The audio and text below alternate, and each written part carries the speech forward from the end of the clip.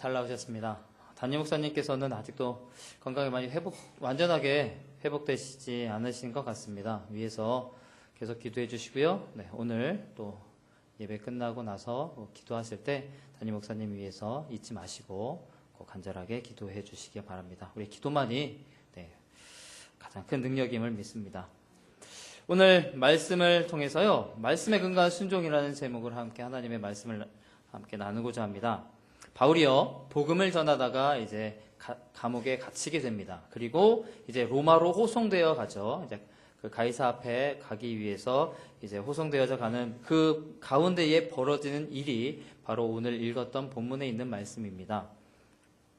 바울이 이제 항해를 멈추고, 그러니까 우리가 지금 21절부터 26절까지 읽었지만 그 이제 앞에 있는 부분에 있는 내용을 보게 되면요, 바울이 항해를 멈추고 그레데에서 그레데 그곳에서 있다가 좀 머물러 있다가 가자. 안 그러면 좀 상할 것 같다. 배도 상하고 여러분도 상할 것 같으니까 여기서 멈춰서 잠시 여기서 머물러 있다 가자라고 했으나, 우리가 읽었던 이제 그 27장에 있는 그 다 내용들이에요.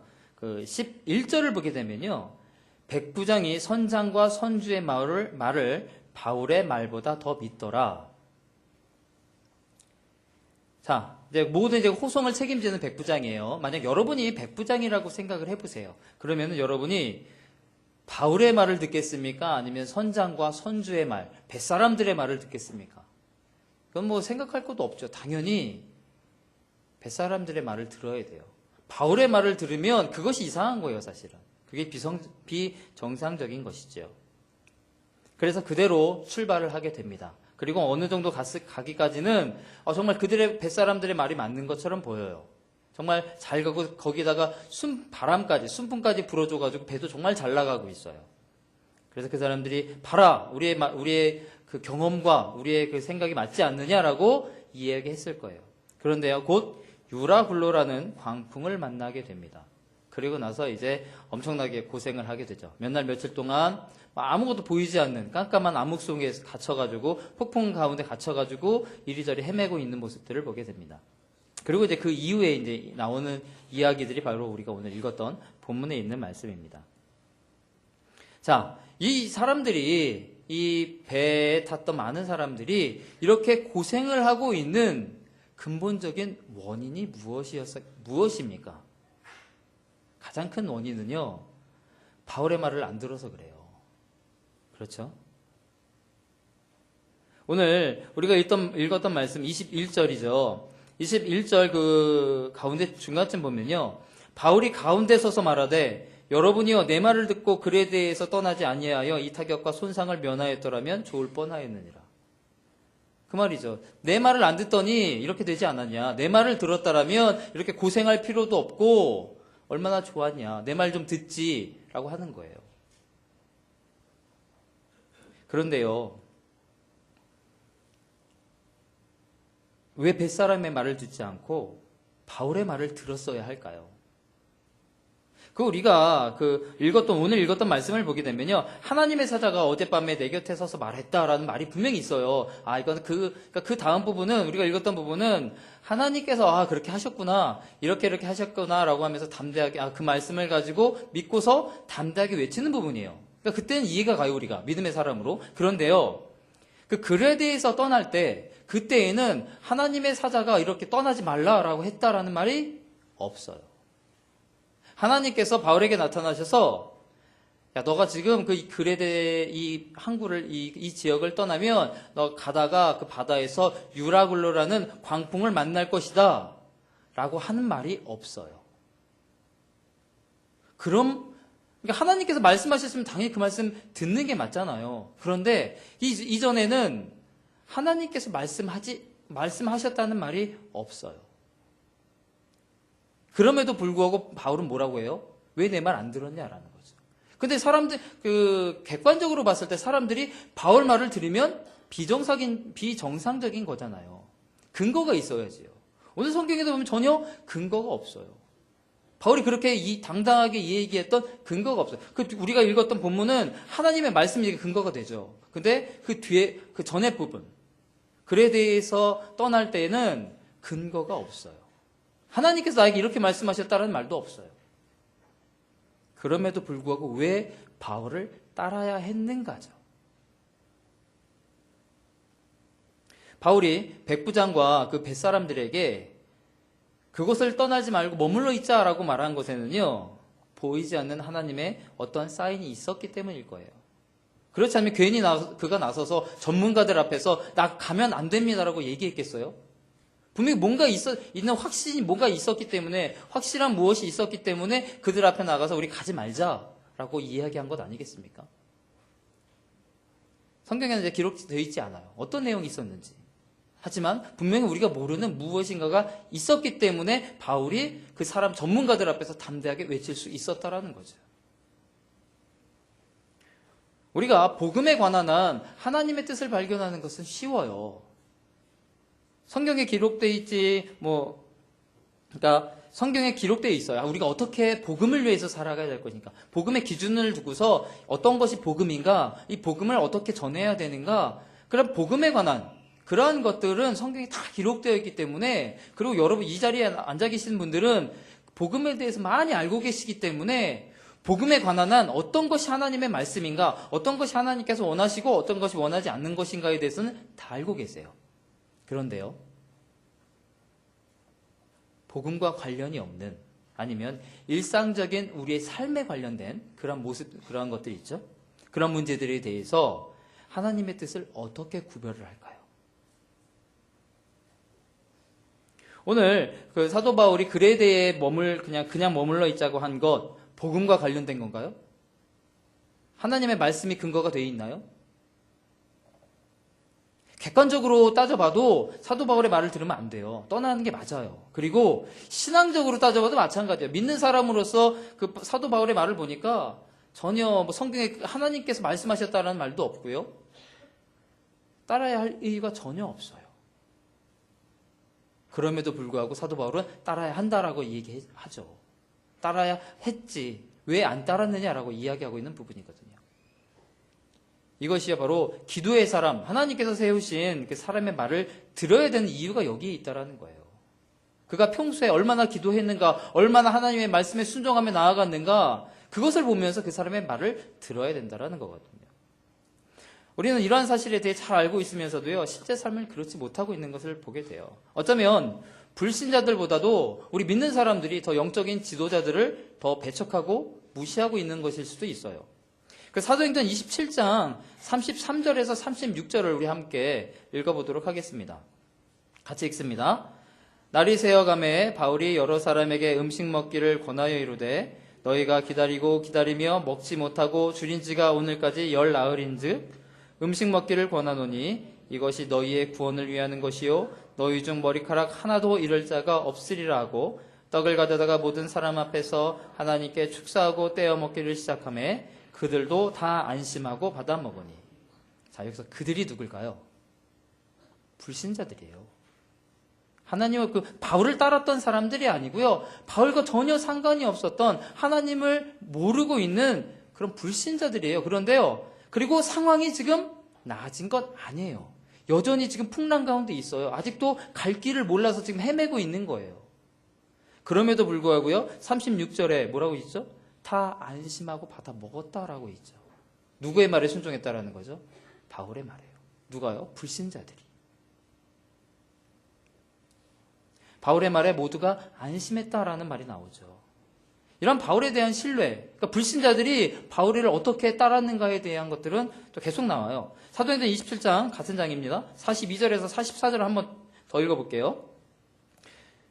군인들은 죄수가 헤엄쳐서 도망할까 하여 그들을 죽이는 것이 좋다 하였으나 백부장이 바울을 구원하려 하여 그들의 뜻을 막고 헤엄칠 줄 아는 사람들을 명하여 물에 뛰어내려 먼저 육지에 나가게 하고 그 남은 사람들은 널조각 혹은 배 물건에 의지하여 나가게 하니 마침내 사람들이 다 상륙하여 구조되니라. 바울을 호송하던 백부장은요, 바울의 처음 했던 말, 글에 대해서 멈추고 우리 그쪽으로 가지 말자라고 했던 말 듣지 않았죠. 왜냐하면 그는 하나님과 상관없는 사람이고요. 바울과는 상관없는 사람이기 때문에 세상적인 사람이었어요. 세상 사람, 불신자였다라는 거죠. 그러니까 바울 말 들을 이유가 전혀 없어요. 당연히 선장 말을 들어야 되고요. 뱃사람들의 말을 듣는 게 백부장이 올바른 사람이 맞아요. 제정신을 가진 사람이라면 백부장이 맞다라는 거죠. 그러나요? 광풍 그 유라굴로를 만나고 지나온 그런 것들을 보니까 정말 바울이 정말 믿을 만한 사람이다. 정말 하나님과 함께 있는 사람이다라는 것을 깨달았다라는 거예요. 그래서 그 이후부터는 바울의 말을 의지하고 따랐다라는 거죠. 더 이상 배를 움직이는 것은요, 선장이나 선주, 뱃사람들이 아니에요. 배를 움직이는 것은 사도 바울이다라는 거죠. 사도 바울은 뭐 배와는 전혀 상관이 없는 사람에도 불구하고 바울의 한마디 한마디로 인해서 배가 움직인다라는 거예요. 사람들이 움직인다라는 거죠. 불신자인 백부장도 사도 바울의 권위를 인정하고 그의 말에 따랐다라는 거예요. 믿지 않는 사람도. 그럼 믿는 사람들은 어떻겠어요? 사도 바울처럼 교회라는 이 배를 이끄는 것은요, 우리 교회에서는 담임 목사님이라고 할 수 있죠. 바울이 바다에 대해서 잘 알고 있기 때문에 그렇게 말한 것 아니죠. 마찬가지로요. 담임 목사님께서 능력이 참 뛰어나셔서 이 교회를 이끌어 나가시는 것은 아니에요. 오직 기도에 말씀에 순종하는 그 모습, 그것 때문에 우리 성도들은 담임 목사님께 순종할 수 있어야 된다는 거죠. 사도 바울이 담대하게 외칠 수 있는 것은요, 하나님께서 말씀하셨기 때문이에요. 누구에게요? 선장이나 선주, 아니면 거기 있는 백부장, 아니면 그 수많은 다른 사람에게 아닌 사도 바울에게 말씀하셨다라는 거죠. 사도 바울의 한마디에 모두 순종하여서 유라굴로의 광풍을 이기고 많은 생명을 구한 것처럼요, 이 험한 세상에서 죽어가는 많은 영혼을 살리기 위해서는요, 우리도 그런 영적 지도자에게 순종하며 나갈 수 있어야 된다라는 거예요. 400년 애굽에서 노예로 살던 이스라엘 백성들이요, 광야에서 이제 40년 동안 방황을 하다가 고생을 하다가 이제 축복의 땅 가나안 땅에 들어가기 위해서 그 앞에 딱 섰어요. 그리고 그들에게 하나님의 명령이 떨어져요. 그 내용을 한번 살펴보겠습니다. 여호수아 1장 10절에서 11절 말씀 앞에 스크린에 있으니까요. 우리 같이 한번 읽어볼까요? 이에 여호수아가 그 백성의 관리들에게 명령하여 이르되 진중에 두루 다니며 그 백성에게 명령하여 이르기를 양식을 준비하라. 사흘 안에 너희가 이 요단을 건너 너희의 하나님 여호와께서 너희에게 주사 차지하게 하시는 땅을 차지하기 위하여 들어갈 것임이니라 하라. 네, 여기서 주의해 볼 것은 뭐냐면요, 하나님께서 백성들에게 직접 명령하지 않으셨다라는 거예요. 오늘 읽었던 이 말씀은요, 10절에서 11절에 있는 말씀은 명령 형태로 되어 있어요. 권면하는 것 아니죠. 그 명령 모습을, 계통을 쭉 살펴보게 되면 먼저 하나님께서 여호수아에게 명령을 해요. 그리고 여호수아는 그 말씀을 받아가지고 관리에게 명령을 하고요. 그 관리들은 또 백성들에게 명령을 한다라는 거죠. 왜 이렇게 복잡한 경로를 지금 거치고 있을까? 물론 하나님께서 하시는 그 말씀에 우리가 직접 들을 수 있어요. 그런데 그런 사람은 정말 극소수에 불과하죠. 우리가 영상 간증을 보잖아요. 근데 많은 사람들이 정말 그러한 체험을 하고 싶지만 그렇게 체험하는 사람은 거의 드물죠. 많이 드물어요. 대부분의 정상적인 하나님의 음성은요, 우리에게 직접 들리지 않아요. 절차와 단계를 거쳐서요, 영적 지도자를 통해서 우리에게 주어진다라는 사실을 명심하시기 바랍니다. 그래서 영적으로 우리가 건강한 성도가 되기 위해서는요, 그런 계통 같은 거를 잘 봐야 된다라는 거죠. 이단이나 잘못된 사람들의 한결같은 공통점이 뭐냐면요, 하나님의 음성을 바로 들었다라는 거예요. 우리의 진정한 교사는요, 우리의 선생님은 예수님이시죠. 인정하시죠? 네. 그러면 우리의 선생님이 되시는, 교사가 되시는 예수님의 음성을 여러분은 때마다 시마다 듣고 계십니까? 그 음성 들으세요? 그렇지 않죠. 왜냐하면요, 그럴 필요가 없기 때문이에요. 왜냐하면 영적 지도자가 있기 때문이죠. 우리 모두에게는요, 우리의 영혼을 지도해주고 붙들어줄 수 있는 영적 지도자가 반드시 필요하다라는 거예요. 하나님께서요, 이스라엘 백성들에게 축복의 말씀을 주실 때는요, 그냥 한 사람 한 사람 각자에게 주지 않으셨어요.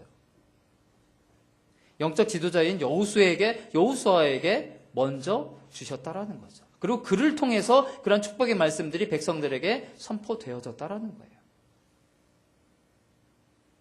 영적 지도자에게도 주어야 혼란이 없어요. 왜냐하면요, 직접 여러분이 이제 각자가 하나님의 말씀을 다 받았다고 보세요. 그러면요, 문제가 생겨요. 어떤 문제가 생기냐면요, 우리가 같은 말을 듣더라도 그 말을 듣고요, 여러분에게 한번 전해보세요. 그러면 말이 달라져요. 말이라는 게 참 재밌죠? 그래서 같은 말을 듣더라도 해석하는 사람, 듣는 사람에 따라서 다르게 들린다라는 거죠. 다르게 받아들인다라는 거예요. 그래서 혼란이 생길 수 있다라는 거죠. 하나님께서는요, 그래서 영적 지도자들을 우리에게 선물로 주셨습니다. 영적 지도자는요, 이루 말할 수 없이 중요해요. 그래서 때문에 우리들은 그 영적 지도자를 위해서 늘 기도하셔야 돼요. 그리고 그들이 담임 목사님뿐만 아니라 저도 마찬가지고 여러분의 순장님들도 마찬가지고요. 여러분을 가르치고 양육한다라는 그 영적 지도자를 위해서 그들이 바로 설 수 있도록 최선을 다해서 여러분이 협력하고 기도하셔야 된다라는 거예요. 그것이 여러분이 살 길이거든요. 왜냐하면 영적 지도자를 통해서 영적인 또 축복의 말씀이 선포되어지기 때문이기 때문에 그래요. 여러분은 영적 지도자를 위해서 얼마나 기도하고 협력하고 계십니까? 그 과거 로마인들이요, 유태인들을 억압할 때, 핍박할 때요, 여러 가지 이제 방법들을 고안을 해내요. 그러면서 가장 좋은 방법을 발견해낸 게 바로 다음과 같아요. 그게 뭐냐면요, 유태인 정치가와 제사장을 죽여요. 그리고 예배와 민족적인 그런 축제를 금지해요. 그러면서 유태인의 지혜를 깨우쳐주는 그들의 책 같은 걸 다 불태우죠. 그러면서요, 가장 중요한 뭐였냐면 랍비, 즉 이스라엘 유태인의 영적인 지도자들이죠. 그 랍비를 박해요. 랍비만 없으면 유태인은 무너진다라고 그들은 알았다라는 거죠. 그만큼 영적 지도가 중요하다라는 거죠. 예전에 그 사탄교 있는 거 아시죠? 사탄교라는 게 있어요. 정식적으로 있어요.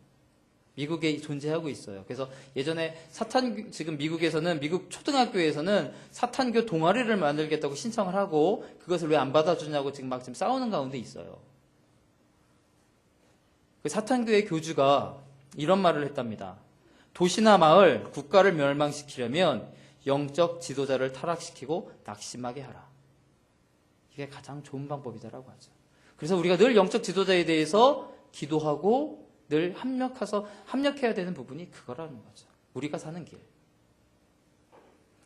교회 성장과 목회자는 밀접한 관계가 있어요. 대부분의 성장하는 교회는요, 훌륭한 목회자가 사역하고 있고요. 지속적인 성장을 하는 교회는 한 목회자의 그 장기적인 그 목회에서 이루어진다고 해요. 그러면 누가 과연 훌륭한 목회자인가? 여러분 찾아보셨어요?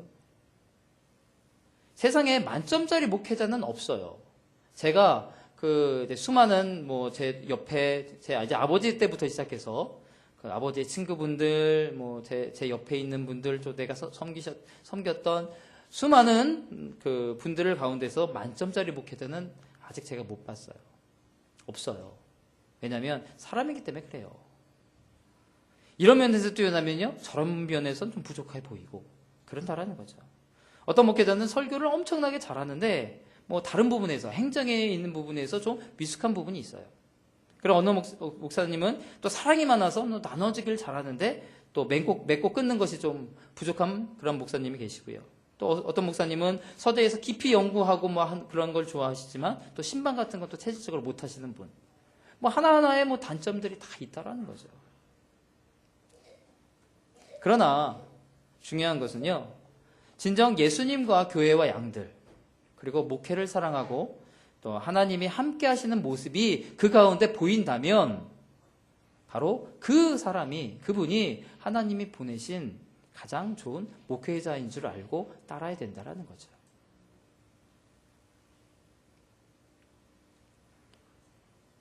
목회자마다 목회 방침이 있고요. 또 목회 방법이 달라요.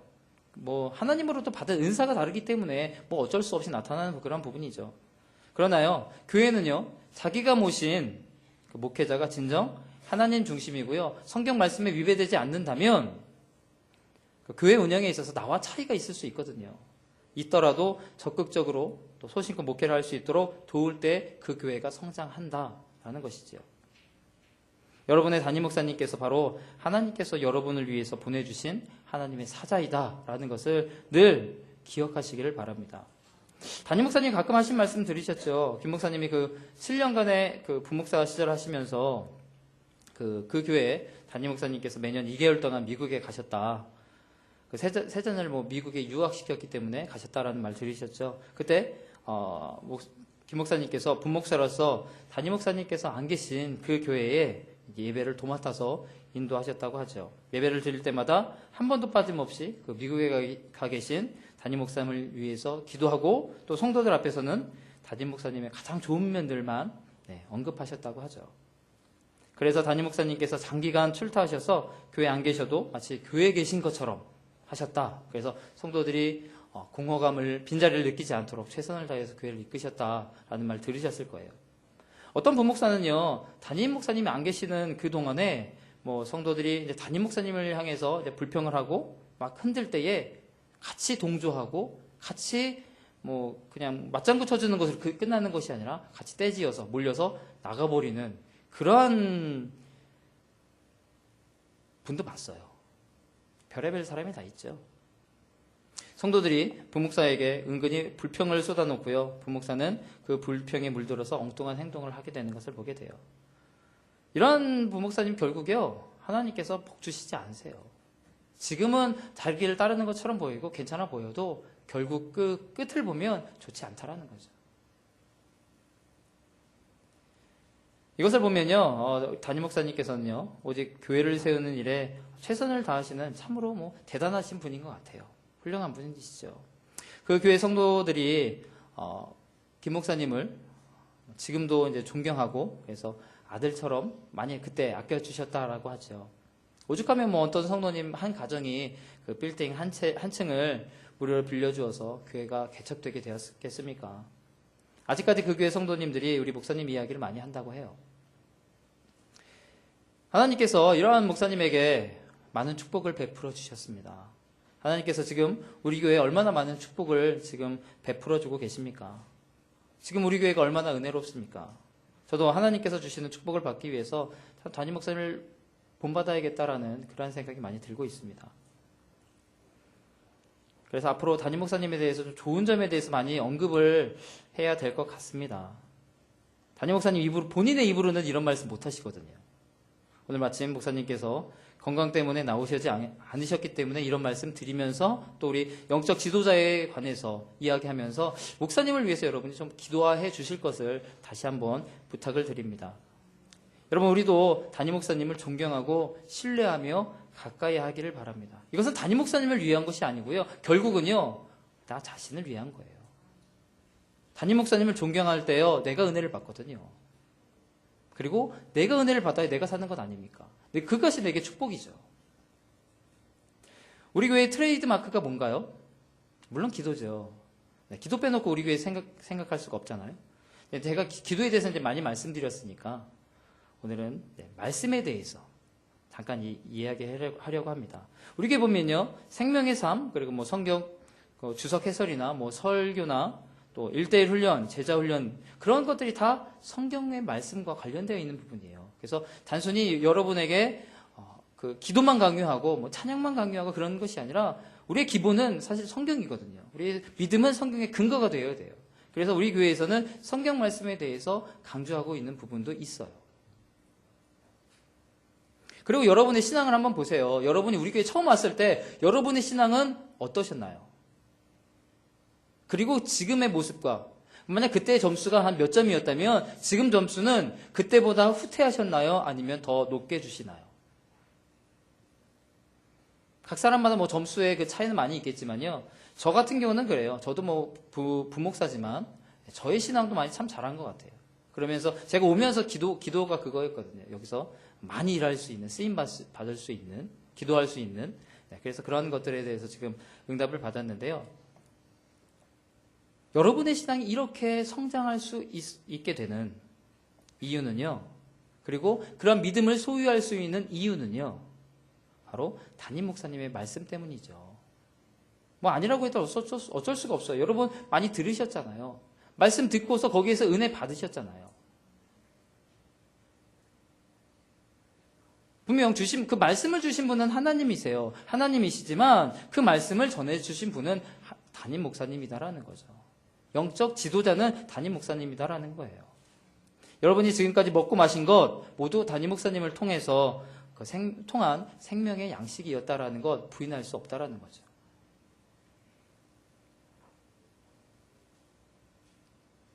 우리 교회가 아무리 기도 열심히 해도요, 담임 목사님의 설교가 뭐 정말 지루하다, 정말 그렇다 하면은 부응하지 못해요. 매주 수십 명의 목사님들이 우리 교회 홈페이지에 들어오셔서 또 담임 목사님의 설교를 보고 가고 계시는 것 같습니다. 제가 부목사로 부임한 후에 기도에 대해서 이제 많이 했으니까요. 오늘 설교에 대해서 다시 한번 언급하는 부분이니까 이해하고 들으세요. 우리 목사님 설교에는요, 영혼을 살리고 변화시키는 능력이 있어요. 담임 목사님의 설교는요, 단지 그냥 듣기 좋은 설교는 아니죠. 성도들의 영혼의 생명력을 불어넣고요, 신앙생활을 업그레이드 시키는데 큰 능력이 있는 그러한 설교라고 저는 생각합니다. 설교가 듣기 좋다고 해서요, 사람들을 쉽게 변화시키는 것 아닙니다. 절대 그렇지 않아요. 만약 그렇다면요, 정말 설교 대회를 열어서 1등한 목사님 그 한 분만 남겨두고 그 한 분의 모든 설교를 인터넷으로 전 세계에 생중계해버리면 돼요. 그런데 그렇게 안 하고 있죠. 왜냐하면요, 우리 한 사람 한 사람에게 주어지는 그 분량에 맞는 그 영적인 지도자가 있기 때문이다라는 거죠. 그 말은요, 저희 이곳에 계시는 사랑제일교회에 계시는 목사님은요, 여러분 한 사람 한 사람에 주어지는 하나님의 선물이다라는 거예요. 우리가 그것을 늘 깨달아야 된다라는 거예요.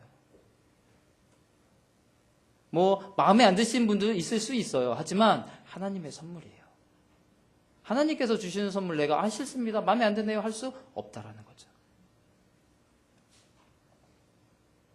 저는 우리 사랑제일교회 성도들이요, 우리 성도들의 신앙이요, 어느 교회의 성도들보다 뒤지지 않는다고 생각을 해요. 이거는 확실한 그런 생각이에요. 이렇게 신앙에 우리가 잘할 수 있었던 것 다 하나님의 은혜고요. 또한 담임 목사님의 수고가 그 뒤에 있었음을 부인할 수 없다라는 거죠. 오랫동안 저도 신학을 했으니까요. 목사님의 설교, 또 다른 분들의 여러 가지 설교를 많이 듣잖아요. 또 설교에 대해서 배우고. 나중에 그래서 훗날이겠지만 담임 목사를 하게 되면 우리 목사님의 설교를 많이 좀 참고 좀 해보려고 지금 여러 가지 목사님의 설교를 모으면서 자료를 준비하는 중입니다. 쉽고 간결하면서요, 깊은 내용의 지적인 설교도 있고요. 설교 내내 잡념이 생기지 않고 정신을 집중하게 하는 그런 흡입력 있는 그런 설교라고도 할 수 있어요. 성경만 해석하는 것이 아니라요, 실제 우리의 삶에 적용하도록 하는 실천적인 설교가 우리 목사님 설교의 특징이 아닌가 그렇게 생각을 합니다. 목사님은요, 성경에 나오는 대로 말씀해 주신 것과 지혜의 은사를 받으신 것 같습니다. 우리 교회 처음 오신 분들, 새신자들, 여러분 그들의 모습을 보시면 알 수 있어요. 그 목사님의 설교를 듣고 나서 그 예배를 드리고 나가는 그들의 모습 보면 정말 밝아요. 그들 처음 왔을 때에는 얼마나 긴장되겠어요. 그 교회 다니다가 오신 분들은 상관이 없는데요, 정말 초신자들, 여러분이 만약 누구에게 전도를 받아서 절에 한번 가보셨다고 생각을 해보세요. 절 한가운데 여러분이 딱 앉아 있어요. 얼마나 어색하겠어요. 그렇지 않으실까요? 정말 힘드시겠죠. 정말 긴장되고 내가 왜 이 자리에 왔을까라는 엄청난 생각들이 막 교차될 거예요. 초신자들도 마찬가지다라는 거죠. 초신자들도 이 교회에 앉아있다라는 건요, 우리가 절에 앉아있다라는 것과 같아요. 정말 가시방석이고요. 내가 여기 왜 와있지? 라는 그런 긴장감과 여러 가지 생각들이 그 사람들에게 있다라는 거거든요. 그것들이 표정 가운데 나와요. 그래서 예배 처음 시작했을 때 그들의 표정을 보면 정말 긴장하고 있어요. 힘들어하고 있고요. 그래서 나갈 때 보면 참 밝은 모습으로 나가는 것을 보면서 참 감사하다라는 생각이 많이 들어요.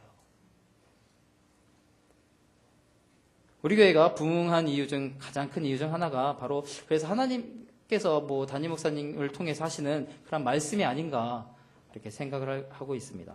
그래서 여러분들도 우리 교회 목사님의 담임 목사님의 설교를 가장 은혜로운 설교로 여러분이 생각하셔야 됩니다. 우리 교회 목사님 설교보다 다른 교회 목사님 설교가 더 좋다? 아니다라는 거죠. 결코 건강한 생각이 아니에요. 왜냐하면요, 하나님께서 주신 선물은 바로 우리 교회의 담임 목사님이기 때문이다라는 거죠. 우리가 시험에 들게 되면요, 목사님의 설교에 은혜 받지 못해요. 사실은 그러니까 설교가 문제가 아니라 자신이 문제인 거죠. 제가 얼마 전에 그 경험에 대해 제가 겪은 그 일에 대해 경험에 대해서 말씀드렸죠. 예전에 그 교회에 있을 때에 그 교회 장로님 맨날 데리고 다니면서 먹을 거 사주고 하다 보니까 그 편이 되어가지고 하시는 말씀에 혹해가지고 그래서 제가 시험에 드니까 제가 목사지만 저라도 은혜가 안 되는 거예요. 저만이 아니라 그 교회 교인들도 목사님의 설교에 은혜를 받지 못하고 막 비판을 하는 것을 보게 된다는 거죠. 이러한 상황에서 어떻게 교회가 은혜롭게 진행되고 부흥할 수 있겠습니까? 시험에 들면요, 목사님이 아무리 좋은 설교, 아무리 뛰어난 설교를 해도 은혜 받지 못해요. 어떤 분들은 은혜를 엄청나게 받는데 왜 자신은 못 받는가? 왜 내 옆에 사람은 아멘 아멘 하면서 정말 은혜를 받고 감격에 겨워서 기쁨에 겨워서 감사하며 찬양하며 가는데 왜 나는 그렇지 못할까? 생각해 봐야 된다는 거죠. 여러분, 우리의 신앙이 건강하면요, 어떤 경우에도 어떤 말씀이 주어질지라도 여기서 나아가는 것은 하나님의 말씀이거든요. 하나님의 말씀이면 은혜 받는 게 맞죠.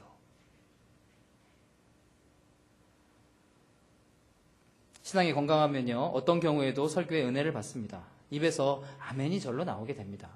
여러분, 좋은 설교를 좋은 마음, 옥토의 마음으로 받으시기를 바랍니다. 그래야 여러분의 신앙생활에 있어서요, 기쁨과 감사, 행복이 넘치게 됩니다. 어디에 가서 우리 목사님의 설교처럼 참 이렇게 큰 은혜를 받는 그런 설교를 들을 수 있겠습니까? 항상 이 마음이 우리가 있어야 된다는 거죠. 여러분이 성령이 뜨겁게 역사하시는 담임 목사님의 설교에 은혜를 받고요, 평생 신앙생활할 수 있는 것을 하나님께 진정으로 감사드려야 합니다. 은혜와 믿음을 회복하시고 이 제단에서 흘러나오는 그 생수의 강으로 인해서 회복되어지는 역사가 여러분의 삶 속에서 날마다 있기를 주님의 이름으로 축원드립니다.